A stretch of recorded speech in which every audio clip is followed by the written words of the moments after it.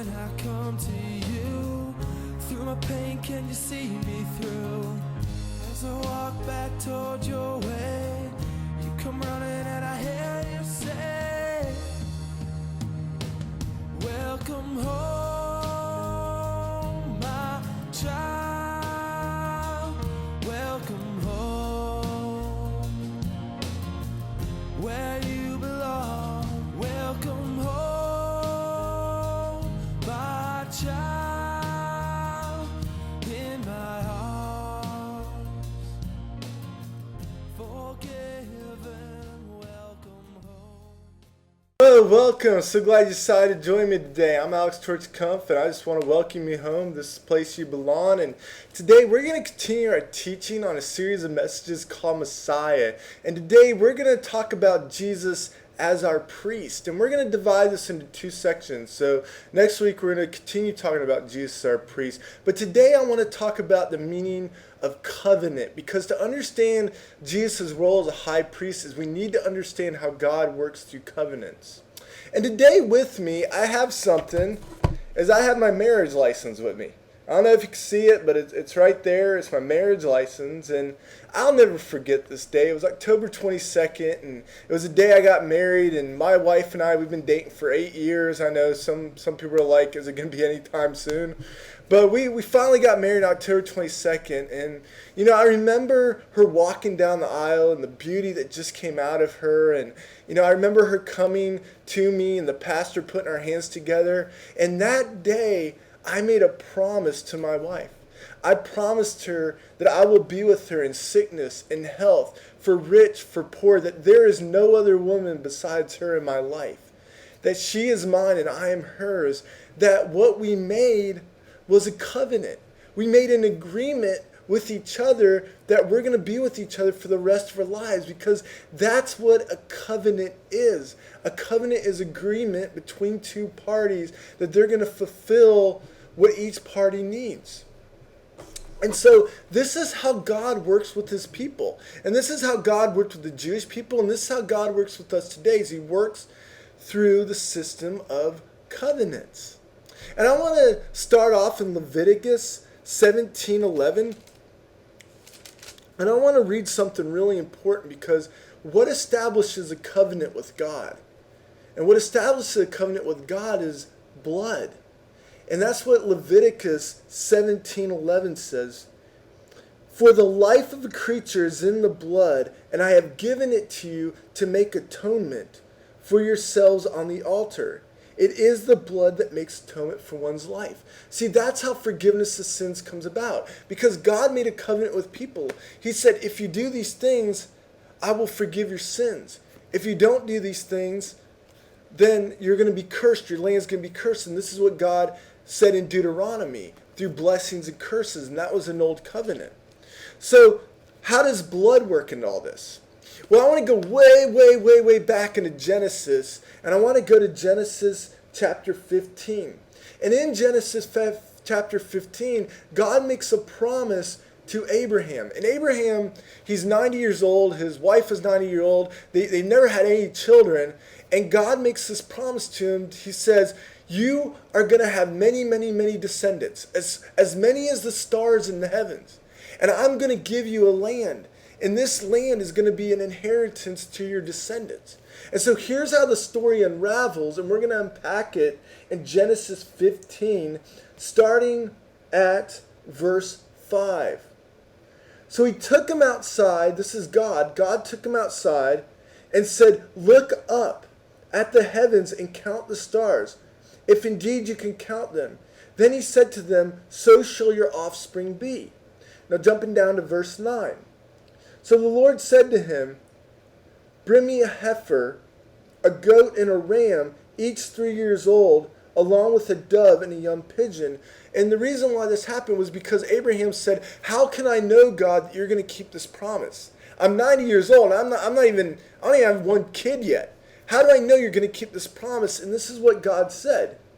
He said, bring me a heifer, a goat, a ram, each 3 years old, along with a dove. So in verse 10, Abraham brought all these to him, cut them in two, and arranged them in halves opposite of each other, The birds, however, he did not cut in half. The birds of prey came down on the carcasses, but Abraham drove them away. So what happened is what you have here is how God made covenants at this time, especially with Abraham, is God had Abraham take animals and lay them on two slopes. So the slopes would come down like this. And the animals would be on each side, and when he cut the animals, the blood would flow down those slopes, and so there'd be a nice little trench of blood in the middle of the two valleys. Now what happens? The blood has been shed. Now how does God confirm this covenant with Abraham? Is what happens is Abraham then has to walk through the blood of these animals, through this trench. Because what it is saying is, if I don't keep this end of the covenant, if I don't keep this end of the agreement, then let what happened to these animals be upon me. Let their blood be upon me. Now what's amazing is after this happens, it says this in verse 12. As the sun was setting, Abraham fell into a deep sleep, and a thick and dreadful darkness came over him. Now, why would that be? Why that happened is because Abraham just made a covenant with God, and he's afraid because he says, I don't know if I can keep this covenant. What if I cannot keep this covenant to God? What if I make mistakes? What if I'm not holy like God? How in the world am I going to keep a promise to God? So this is amazing what God did. As it says in verse 17 of Genesis 15:17, when the sun had set, the darkness had fallen, a smoking fire pot and a blazing torch appeared and passed between the pieces of animals. On that day the Lord made a covenant with Abraham and said, to your descendants I give this land. So what happened is God himself walked through the animals and took the blood upon himself. And he said, know what, Abraham, you might not be able to keep this covenant, but I'm going to bring the blood upon myself. And I'm going to be able to keep this covenant for you. And you're going to have descendants, and you're going to have this land. So every time, I want you to put this into perspective later on, is that because later on, Israel started sacrificing animals at the tabernacle and the temple.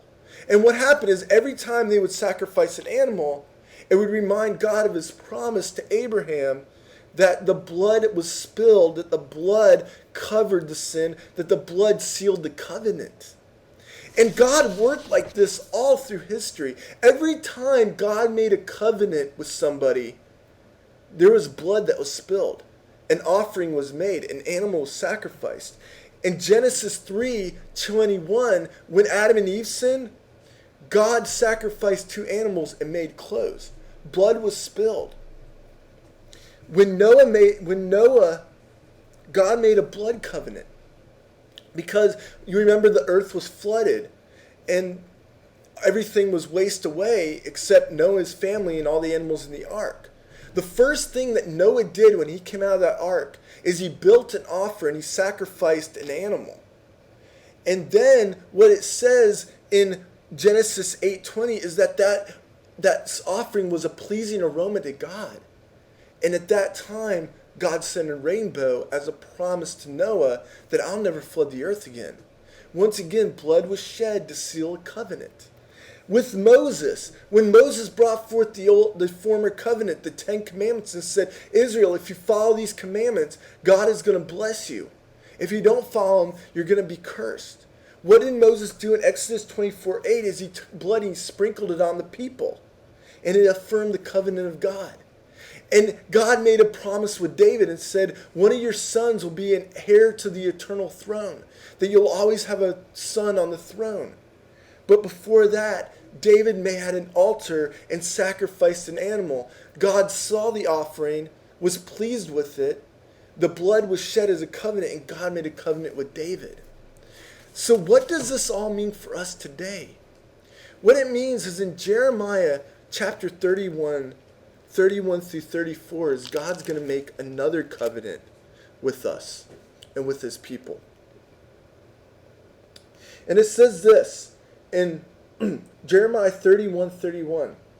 It says, the time is coming, declares the Lord, when I will make a new covenant with the house of Israel and with the house of Judah. So there's a new covenant.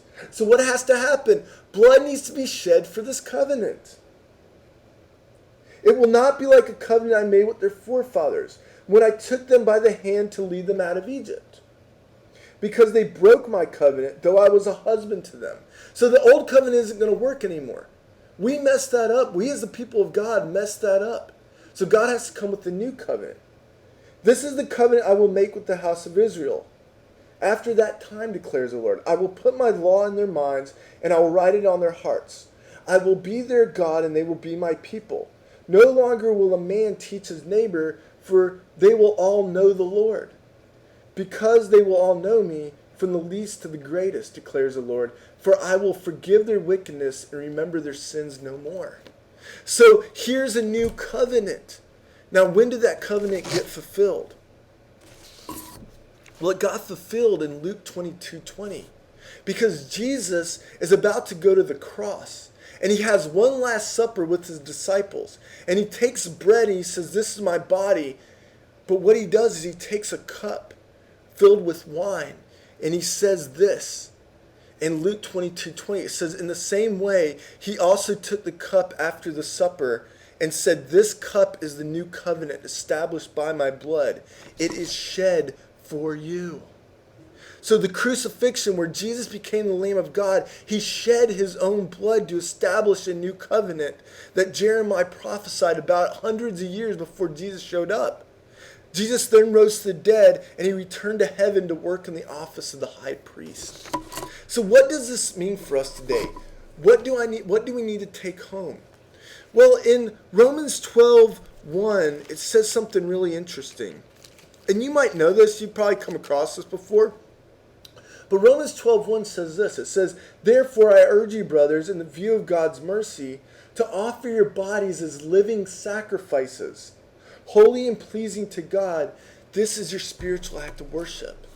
So here's the one point I want to take home today, is we're supposed to be sacrifices to God. So the point is how am I being a sacrifice to God every day? What needs to die in me so that Christ can live through me? Well, I thank you for all the time that we have today. Join us next week as we continue this discussion on Jesus being the Messiah.